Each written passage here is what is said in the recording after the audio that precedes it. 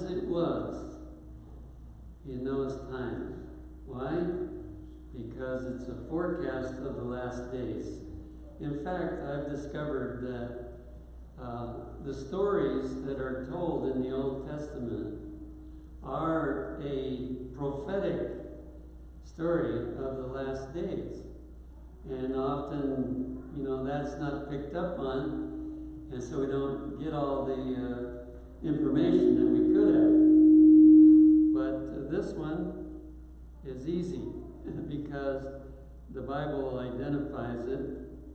And we'll read again Matthew 24, 37 to 40. It says, "But as the days of Noah were, so shall also the coming of the Son of Man be. For, as in the days that were before the flood, they were eating and drinking, marrying and giving in marriage, until the day that Noah entered into the ark, and knew not, until the flood came and took them all away. So shall also the coming of the Son of Man be." Now we know from other studies that the actual appearance of Christ in the clouds of heaven will not be the fulfillment of this. But it is the close of probation that is the fulfillment of this passage. And if you think about Noah's time, when that door closed, that was the end of the probation for that Noahic world. And so it was 7 days before it rained. And they were happy. They were not in the ark for 7 days. And so this is the parallel that's being set up here. From the close of probation till Jesus comes in the clouds is all lumped together as the coming of the Son of Man. Because for everybody, at the close of probation, it's just like Jesus came. Nobody changes sides. After that, it's settled what direction they're going to go. So the first question, what was the earth like at the time of the flood? And we can expect that the earth is going to be similar, at least some of the earth maybe, is going to be similar to what it was like. Well, the first thing that we find out is that it was still very beautiful. Now, there are parts of the world that are not very beautiful today, but if we look at what the wealthy are able to do in regard to their houses and their grounds and so on, we get a picture of something very similar to what was in those days. And in the Patriarchs and Prophets, page 90, says the vast garden-like plains were clothed with verdure and sweet with the fragrance of 1,000 flowers. The fruits of the earth were in great variety and almost without limit. This, to me, seems to be describing the menu in the United States for an awful lot of people. Not the real poor, no, but we are eating the fruits from all over the world. You know, when I was a boy, we never had mangoes, but now you can get them in plenty, pineapples and whatever you want to eat. The trees far surpassed in size, beauty, and perfect proportion any now to be found. Their wood was of fine grain and hard substance, closely resembling stone, and hardly less enduring. And in another page it says, which would be untouched by decay for hundreds of years. So that ark remained to be seen by people for hundreds of years, because the wood was so strong, so firm in its grain that it was like stone, and it could hardly decay. Then we have gold, silver, and precious stones existed in abundance.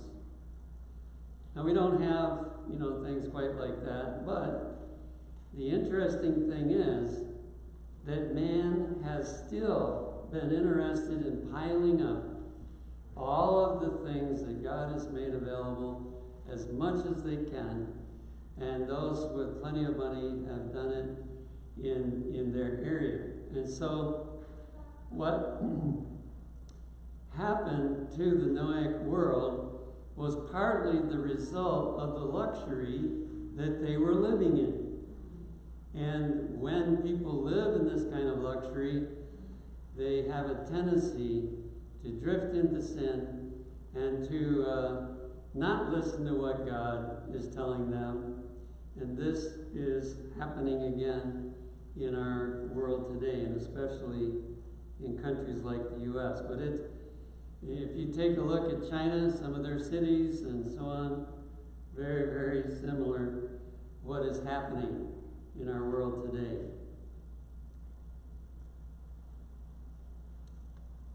In Patriarchs and Prophets, page 90, it says, the human race yet retained much of its early vigor. You know that for 2,000 years, approximately, people could break every health law in the book and they wouldn't get sick. And so here at the time of the flood, they had retained a lot of the health and energy that existed in the very beginning. And there were many giants, men of great stature and strength, renowned for wisdom, skillful in devising the most cunning and wonderful works. Now we don't have too many giants today, at least they're not big like they were back then. But because of the invention of printing and so on, the wisdom that has been gained by many people is incredible. It still hasn't surpassed that group of people back then, but it is amazing what man is able to do. And I just read one, how they're making embryos half human and half monkey. Well, this is, the amalgamation that was one of the causes of the flood. And to be able to do that takes quite a bit of skill and understanding to be able to do things like that. Well, as I said, every detail of this part of the message is not true today. But enough of it is that we can see that things are progressing even from that side to be time for the end time things to happen. And also, page 90 says, God bestowed upon these antediluvians many and rich gifts, but they used his bounties to glorify themselves. Now that's the real issue.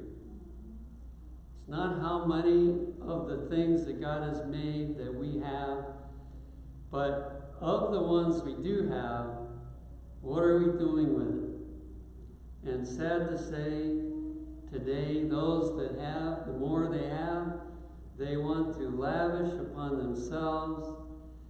And then it says, and turn them into a curse by fixing their affections upon the gifts instead of the giver.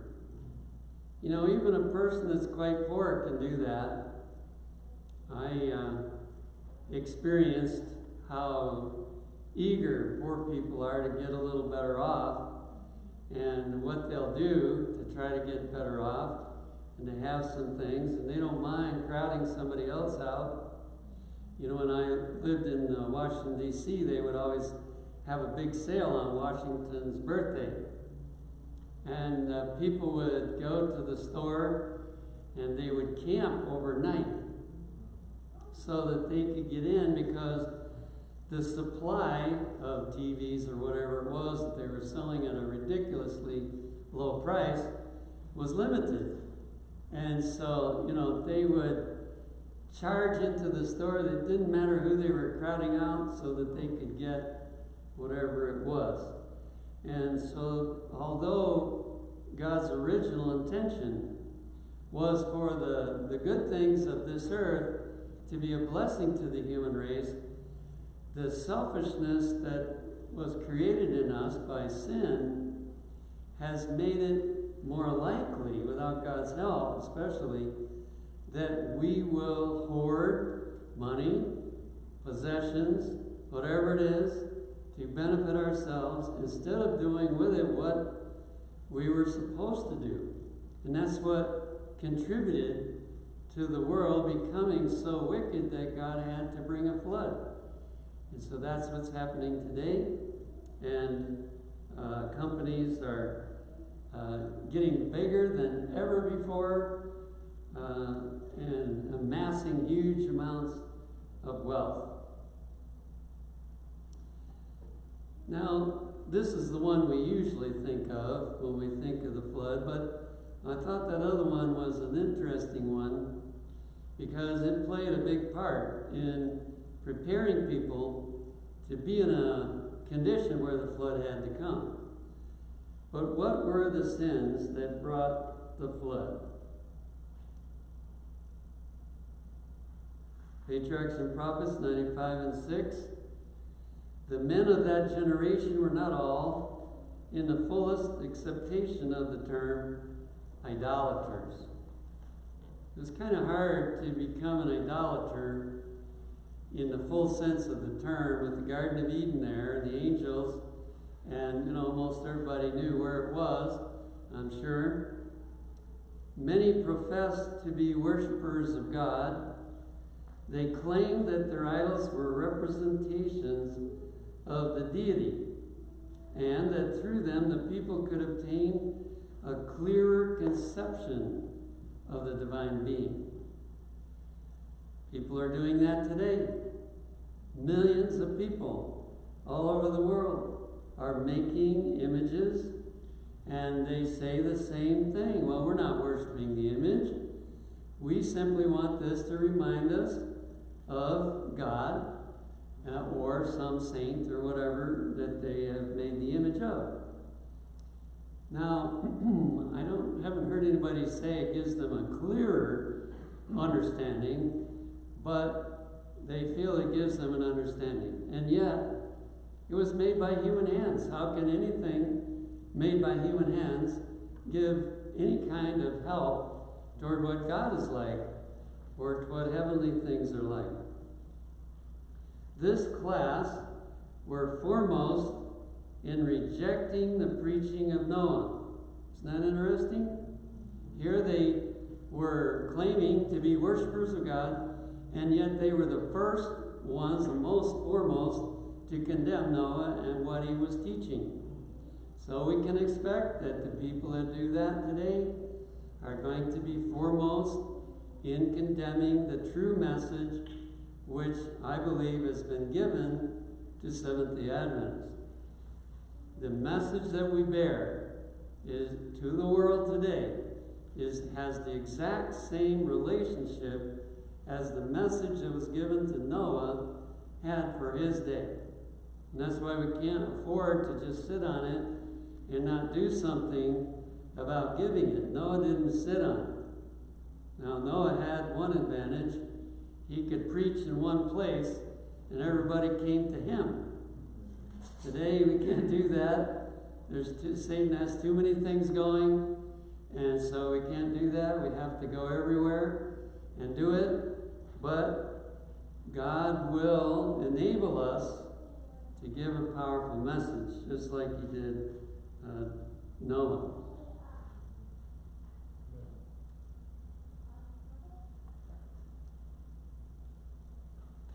They employed the gold and silver, the precious stones. Oops, I must have hit something. They employed the gold and silver, the precious stones, and the choice wood in the construction of habitations for themselves, and endeavored to excel one another in beautifying their dwellings with the most skillful workmanship. They sought only to gratify the desires of their own proud hearts and reveled in the scenes of pleasure and wickedness. So, instead of thinking about the needs of others who were starving to death and who were having all kinds of other problems to contend with, they were thinking about themselves and how much they could beautify their own property and their homes, and then, of course, to have as much spare time as possible for pleasure and for doing all kinds of things. There is an awful lot of that same kind of activity taking place today. And it's not all outside the Christian world where that is taking place. It has found its way into the Christian church and into even the Adventist church, because people are not getting the points of the lesson from Noah to today. And this is not the time to have more than what we need, or to make things more lavish than what is appropriate for this hour of Earth's history. That this is the time to get everything we can into the ark. You see, Noah, by the time the flood came, he didn't own anything. Everything was in that ark. And in whatever it took to live while he was preaching all that and building the ark. So that is the model for us today, that we are to be watching for ways that we can get everything we can into an ark, which in this case is to get people that are prepared to go to heaven, so that if there was an ark, they would get on board that ark.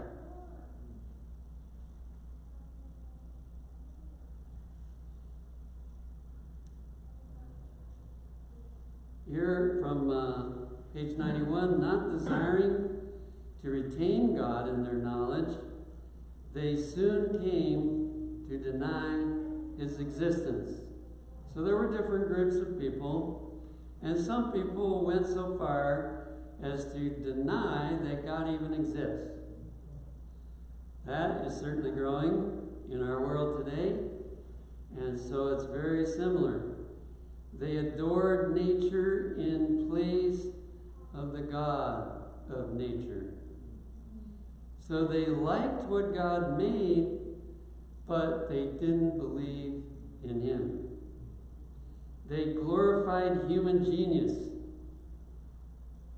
Have you noticed that that's what happens today?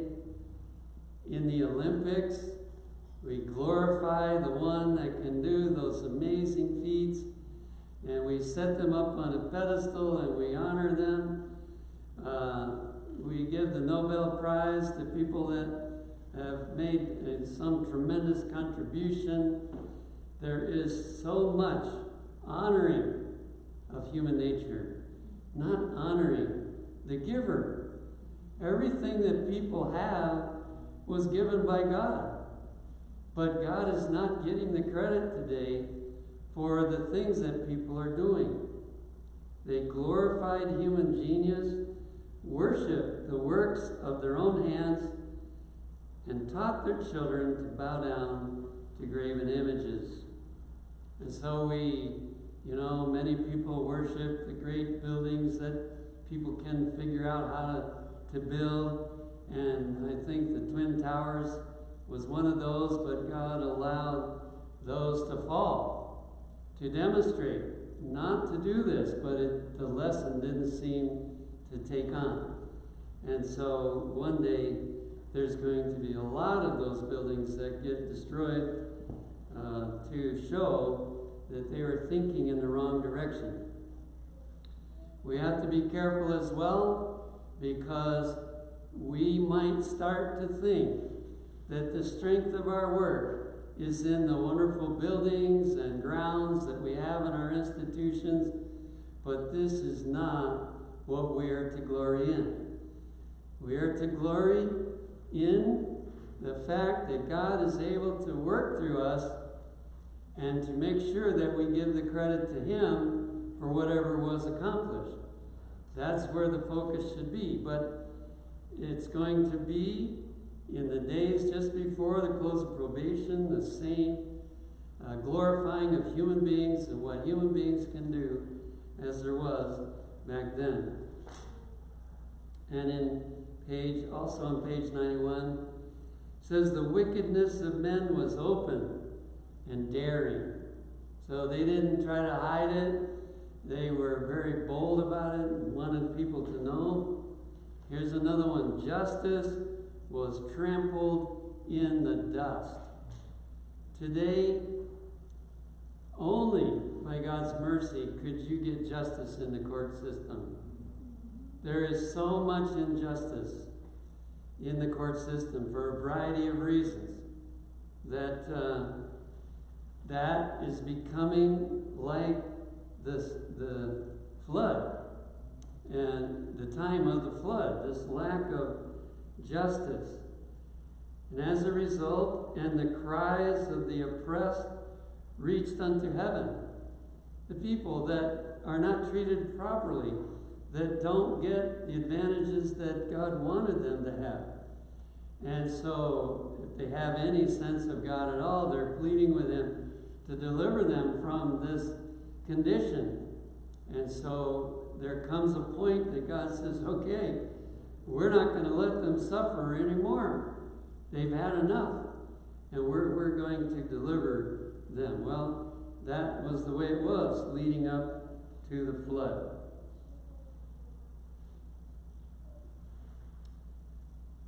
It's becoming more like this now. Pages 91 and 2. Polygamy had been early introduced.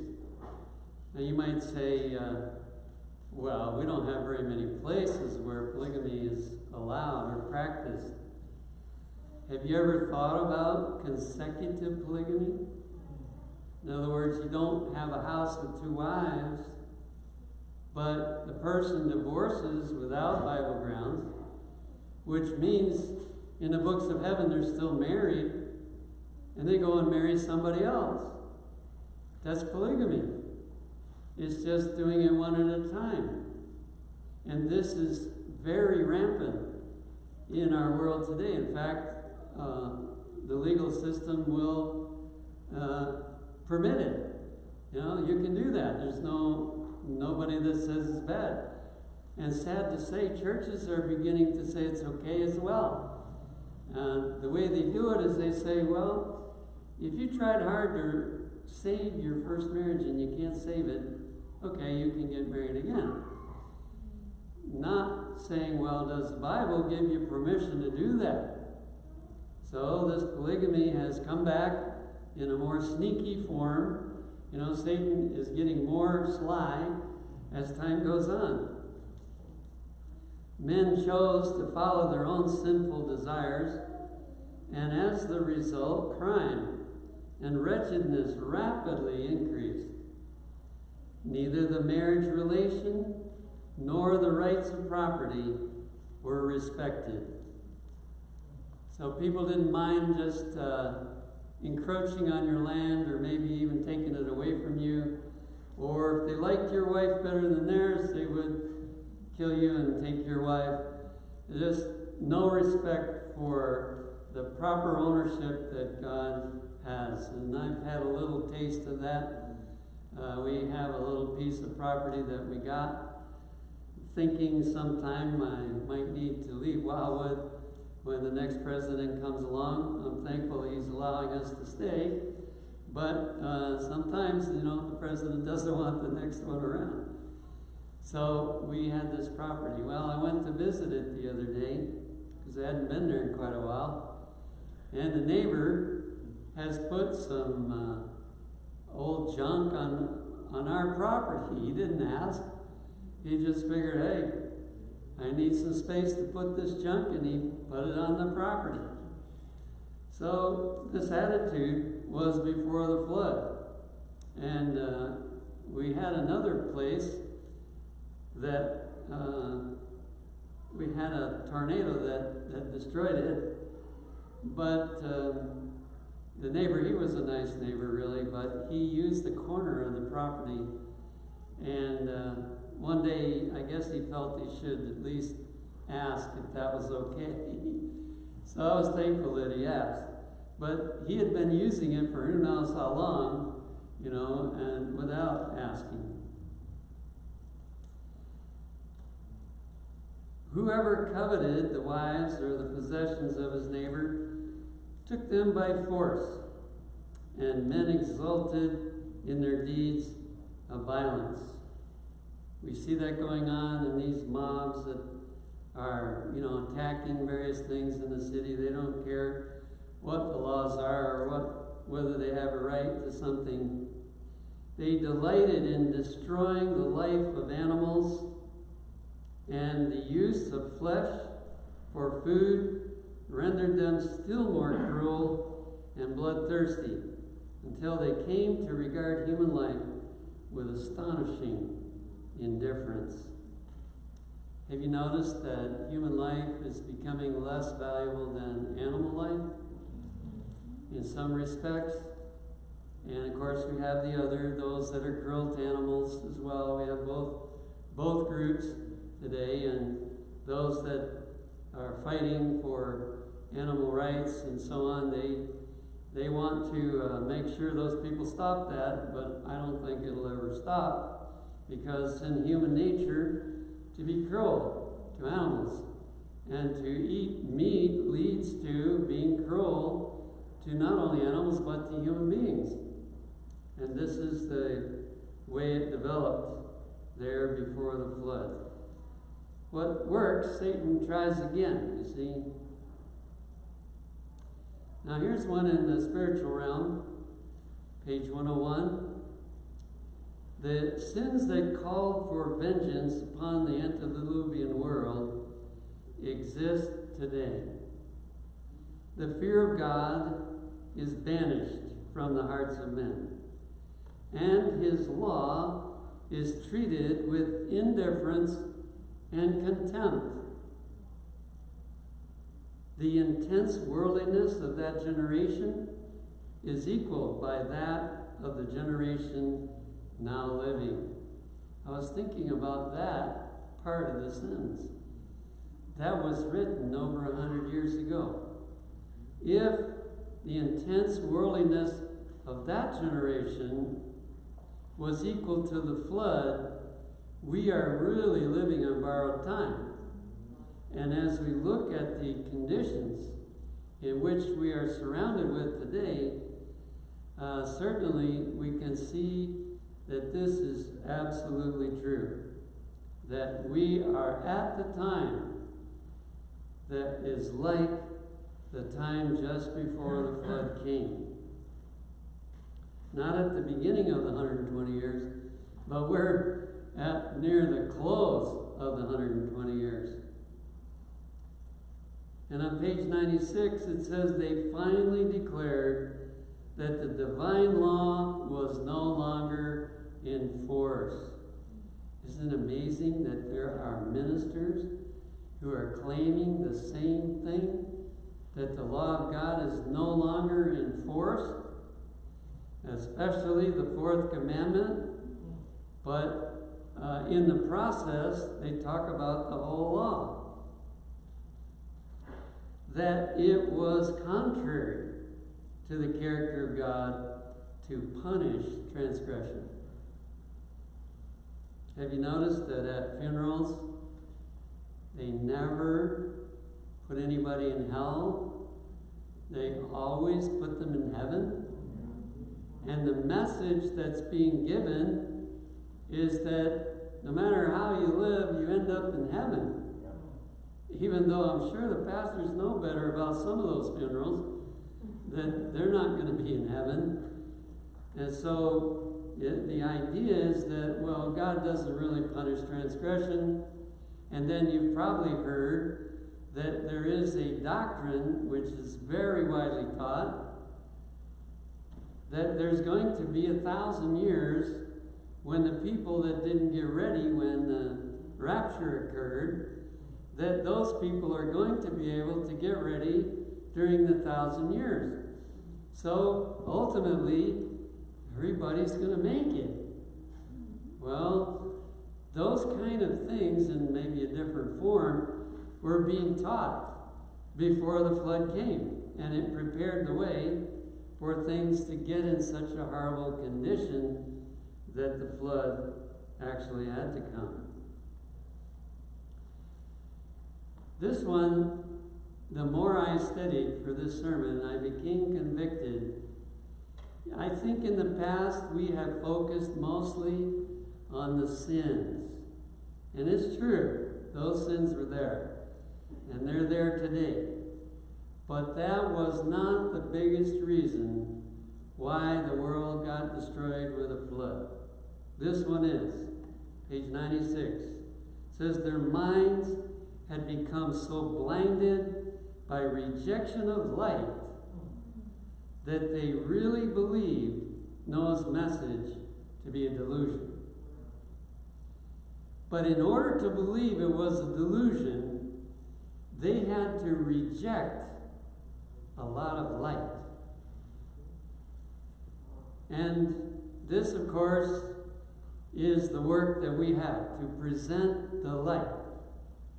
If we don't present it, and they are terrible sinners, it's not all their fault, because sin is very natural for the human being to do. And the less they're connected with God, the more sin they're going to do. And we condemn them for being terrible sinners because they're doing such horrible things.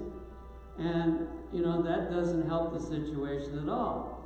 Instead, we have to be sharing the light. And the light will not be welcomed by most of them, but it will be at least giving them the opportunity to avoid what's coming.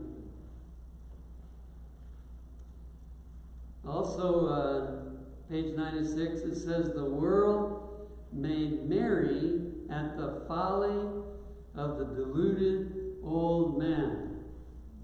So by this time, Noah was fairly old. He did live quite a while after the flood, but he was quite old.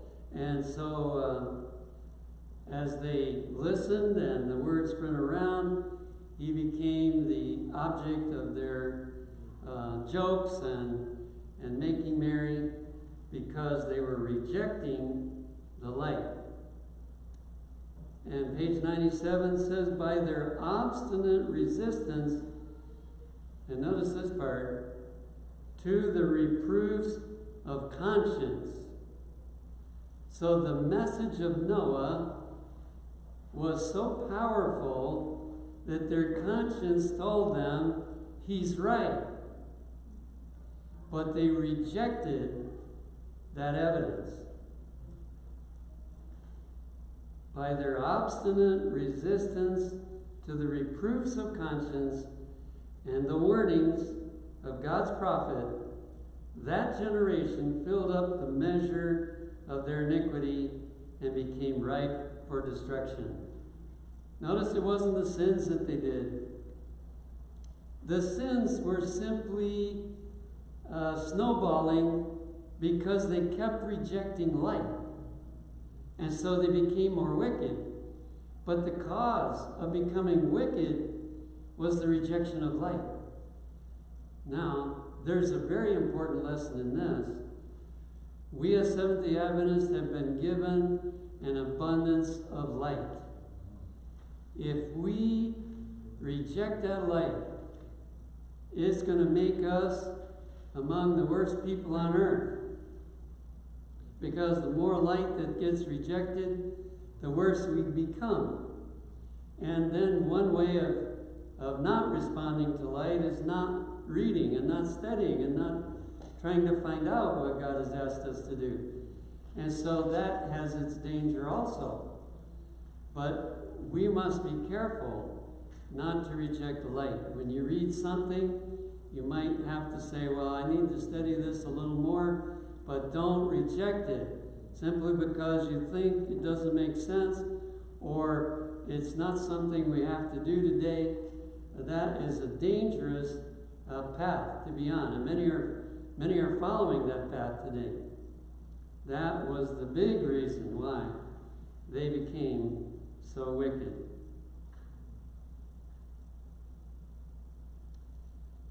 God always gives enough evidence, and he gave a finale that was just incredible. Page 97. They continued their festivities and their gluttonous feasts. They ate and drank, planted and builded, laying their plans in reference to advantages they hoped to gain in the future. And they went to greater lengths in wickedness and in defiant disregard of God's requirements to testify that they had no fear of the Infinite One. So they wanted to make sure that everybody knew we're not worried about the threat of a flood at all. God isn't going to do that. But that was after they watched those animals going 2 by 2 into the ark.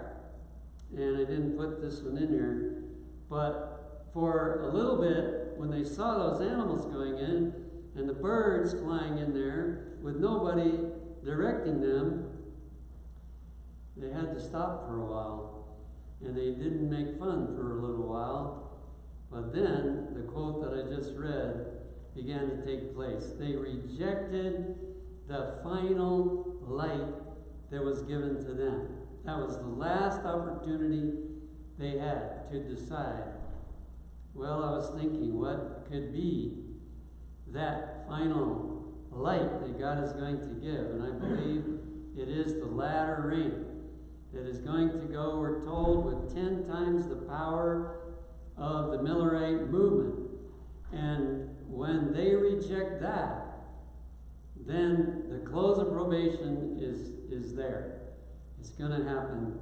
Because the next thing that God did was to shut the door of the ark. And once that door was starting to go up, it was the end for that generation. The last question is, what did God do to warn the world? We've already talked about some of it, but in Genesis 6:3, it says, "And the Lord said, My spirit shall not always strive with man, for that he also is flesh. Yet his days shall be 120 years." And usually when we read that text, we're thinking about that the end of the 120 years will be the flood. However, I thought of another emphasis that we should really think about. And that is that there was going to be, for 120 years, a mighty outpouring of the Holy Spirit to try to help those people understand the light that God was trying to give to them. And only after they would reject the ministry of the Holy Spirit, then they would be destroyed. So here is an interesting statement on page 96. "A power attended his words, for it was the voice of God to man through his servant." So this is a forecast of the early and latter rain that's coming just before the close of probation. And God, it wasn't just Noah giving a lecture, but when he spoke, the Holy Spirit was poured through him, and it was so powerful that the people's conscience was affected and they knew that he was right. but then they either went away and stopped thinking about it until it was gone, or they consciously turned against it.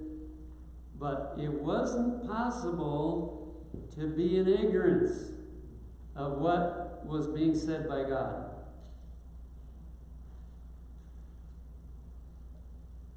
And then on 97 it has this phrase, men whose hearts had at times trembled with fear.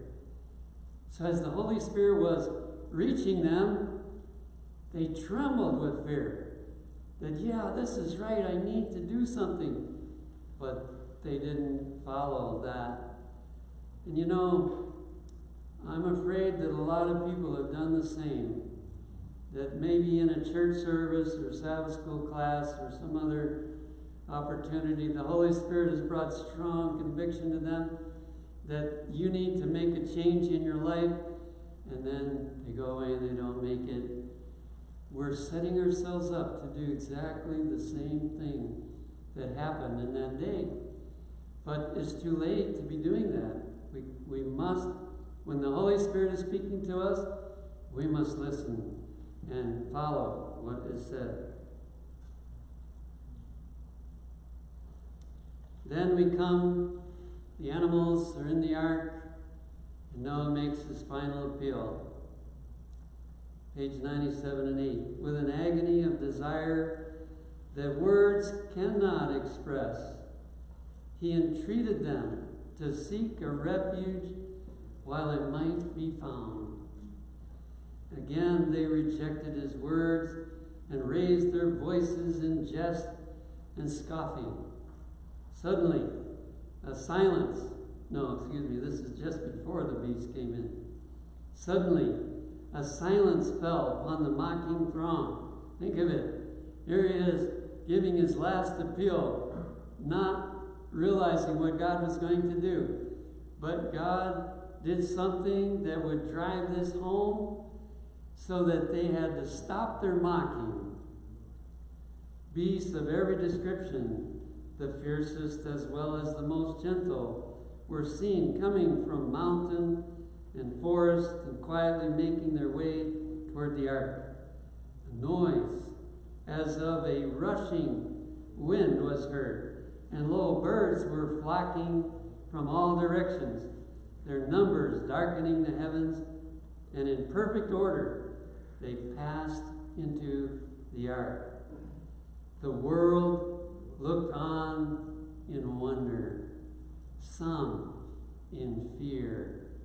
Now their hearts were about as hard as people's hearts could get, but God gave so much power.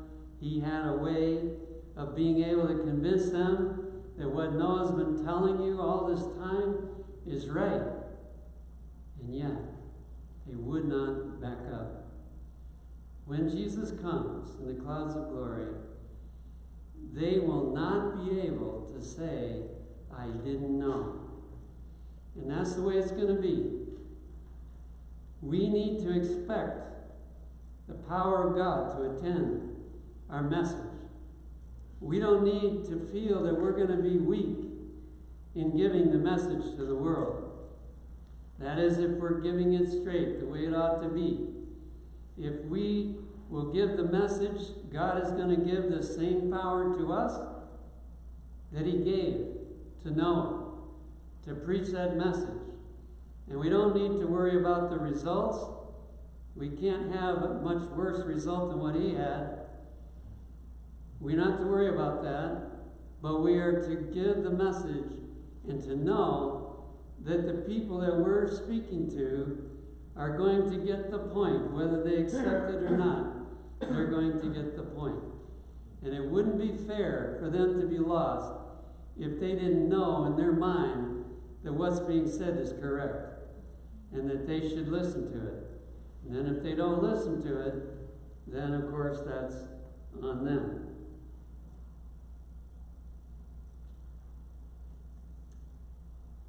That was the end. It says in page 98, mercy had ceased its pleadings.